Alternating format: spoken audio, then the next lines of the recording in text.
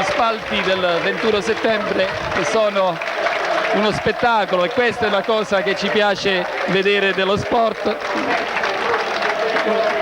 Questi sono gli spettacoli che noi aspettiamo dallo sport, e sono sicuro che oggi i tifosi materani, e in particolar modo quelli più vicini alla squadra, sapranno dare dimostrazione di civiltà. Nella curva abbiamo anche un folto gruppo di ragazzi potentini che sono venuti a seguire la squadra. Intanto le squadre stanno facendo ingresso sul terreno di gioco. Vi diamo subito lettura delle formazioni in campo. Siamo alla terza giornata del Serie C2 Girone C. Le formazioni in campo sono le seguenti: per il Matera Morciano, Danza, Surace, Presta, Tanzi, Gigliotti, Gardini, Filidoro, Ferrante, Piero Caputo e Ciullo. In panchina Brescia, Cifarelli, Iacovone, Satorini e Bisci. Per il Potenza Mancini, Vio, Scognamiglio, Cerbone, Garzieri, Grasso, Torti, Crucitti, Re, Cuofano, Rocco. In panchina Catalano, Giorgione, Libro, Bruno e Brugaletta. Allenatore per la squadra materana Marcello Pasquino, per il Potenza Salvatore Di Somma. Ad arbitrare questa gara Casoli di Reggio Emilia.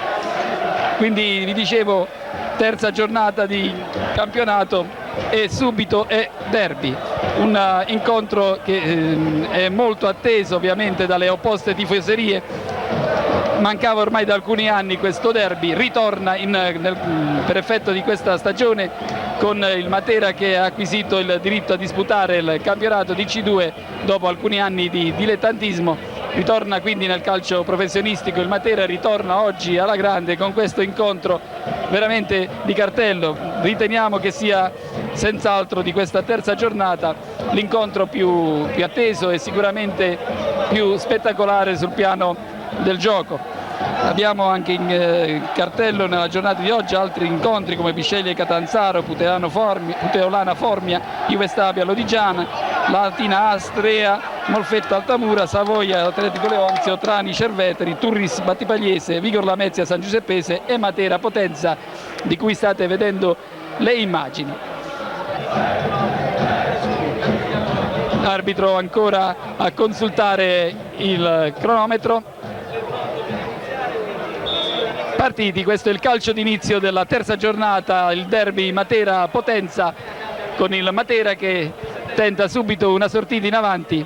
Viene contrato il numero 7 Torti da Ciullo, che ottiene un fallo laterale. Il lungo cross di Piero Caputo viene rinviato, recupera ancora Piero Caputo, li mette avanti per Ferrante. Ferrante si libera bene, cerca e realizza Ferrante dopo 5 minuti di gara. È Ferrante che si è liberato bene al centro dell'area, sfruttando un passaggio di Piero Caputo, si è incuneato nell'area e con l'esterno destro ha spiazzato nettamente Mancini. 1-0 quindi per il Matera dopo 5 minuti di gara. È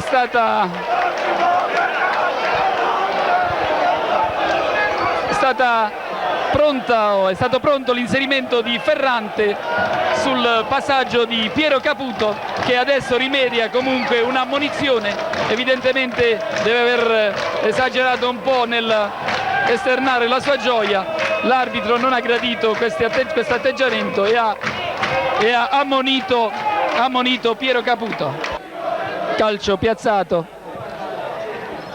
nuovamente assembramento in area, anche Capitan Tanzi nel mucchio nel tentativo di una deviazione. Per poco il Matera non riesce a raddoppiare, non è stato fortunato in questa occasione Capitan Tanzi, che si è trovato all'improvviso un pallone passargli a pochi centimetri dal piede sulla torre effettuata da Presta a seguito del calcio piazzato di Piero Caputo. Quindi Matera ancora vicino al gol, ancora Piero Caputo, e il segnaline richiama l'attenzione dell'arbitro per qualche irregolarità commessa in area nella concitazione dell'azione. Grasso ancora in avanti, tenta la soluzione da lontano Grasso ed è un tiro abbastanza pericoloso. Morciano era stato colto un po' di sorpresa, sebbene aveva poi recuperato bene subito la posizione, però il tiro di Grasso era abbastanza pericoloso, soprattutto perché scoccato all'improvviso. Si libera di Ciullo Cerbone, li mette al centro verso Cuofano, verso anzi Garzieri che si era lanciato in avanti, poi c'è Grasso che tenta la conclusione da limite dell'area, si mette davanti sulla traiettoria della palla Gigliotti e forse evita in questa occasione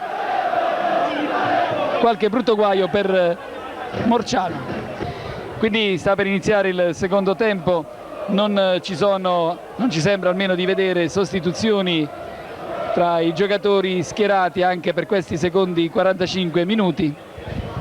Quindi le due squadre sono in campo con le stesse formazioni, tanto anche sulla tribuna, sulla curva, anche i potentini cercano di fare un po' di coreografia, in questo caso accomunando i colori bianco, azzurri e rosso e blu.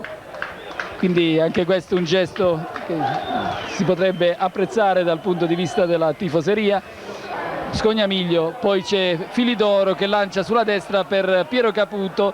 Piero Caputo riesce a rimettere al centro e per poco Scognamiglio non rischia l'autogol. Subito in apertura un pericolo per la porta del Potenza. Il Potenza si riporta in avanti. Torti e la palla carambola sulla parte superiore della traversa, sulla deviazione di Grasso. È ancora Grasso che praticamente si rende pericoloso. Quindi adesso è Gigliotti che si impegna in una rincorsa, riesce a recuperare la palla e serve Piero Caputo. Piero Caputo serve Gigliotti sulla destra, Gigliotti si lancia e crossa più che un cross, a dire la verità è un tiro che per poco non stava per sorprendere Mancini. È stato bravo Mancini in questa occasione a deviare sulla traversa. Il tiro di Gigliotti che si era lanciato sulla destra e ha lasciato partire un fendente che si stava infilando praticamente nell'angolino alto alla sinistra di Mancini. Mancini ha allungato un braccio e ha deviato al di là della traversa, quindi ancora una volta pericolo per la porta del Potenza. Matera ancora vicino al gol, adesso Piero Caputo dall'angolo. Ancora una volta il Matera sfortunato in fase conclusiva sul cross dalla bandierina di Piero Caputo. Non è riuscita la deviazione